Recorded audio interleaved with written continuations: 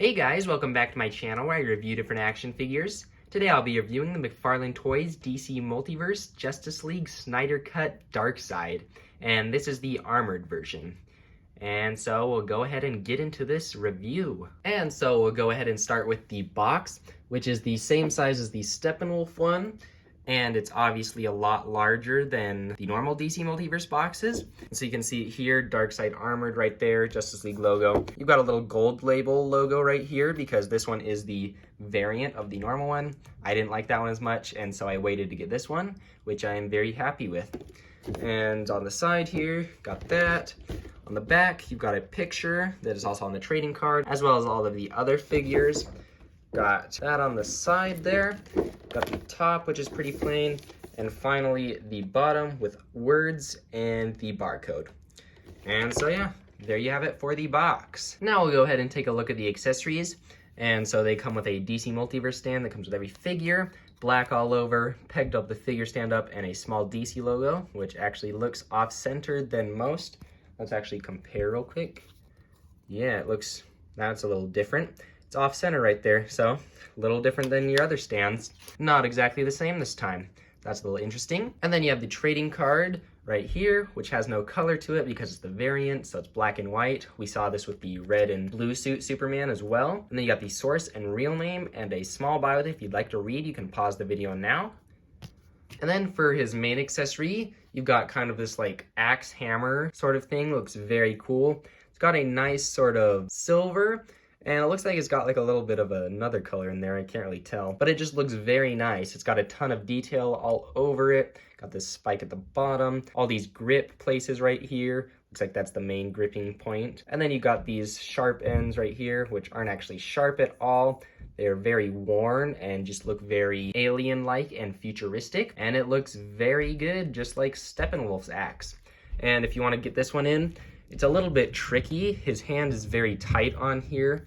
And what you want to do is just kind of pry his hands open. And it's a little bit tricky, like I said. All right, so I got it in there now. And you can put it right there in the gripping position. And he looks very cool with it, and I'll show this off more later in the video. All right, now let's take a closer look at this figure. And I really like how he looks. I think he could work as a classic Darkseid too, just because he has the main qualities that the comic Darkseid has. And I think this design is just very cool for him. We'll start with the head here, which just looks great. Got nice paint on those eyes there, kind of a little bit of red on the side with yellow in the middle. And you've got his lip painted here. He's got his little headpiece, which is kind of soft right here, and it's not actually glued down, it looks like. Could come up. And actually I can see that his head looks a little bit warped. So maybe I'll have to stick that in hot water to kind of fix it. So that's just a little bit weird on there. But his skin texture looks great. I like it all over. You can see it on these exposed parts on his arms and hands and his legs here.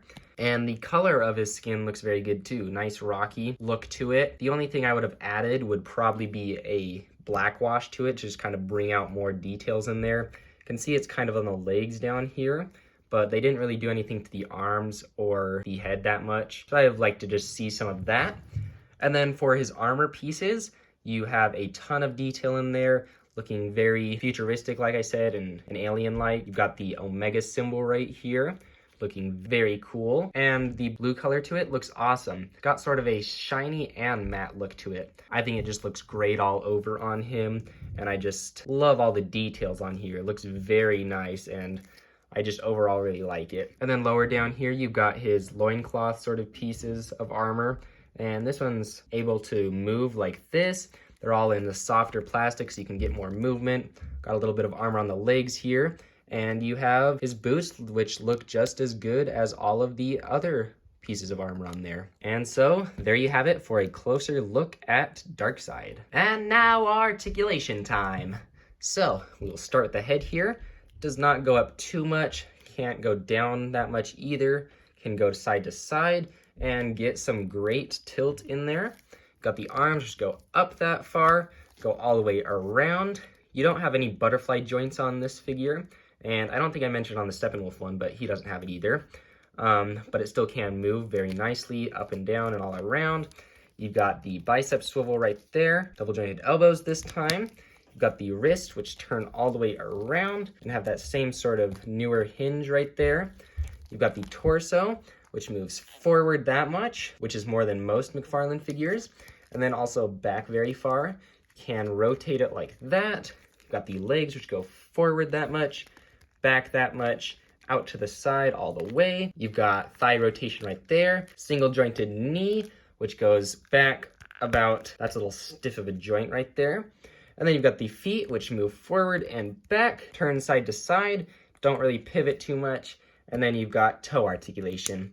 And I thought I'd mention that on this side, just a quality control issue, is the ball joint is actually facing this way. So I can only like bend it angled that way, and I can't seem to twist it around to fix it or anything. So that's just a little bit annoying right there. And so yeah, there you have it for articulation time. All right, for comparison, I've got Steppenwolf on the left, who I just barely reviewed, so you should go check out that video if you haven't already, as well as the Justice League Batman. And Darkseid and Steppenwolf are obviously taller, but they still look good compared to a normal-sized Mcfarlane figure. And I think that he scales well next to Steppenwolf too.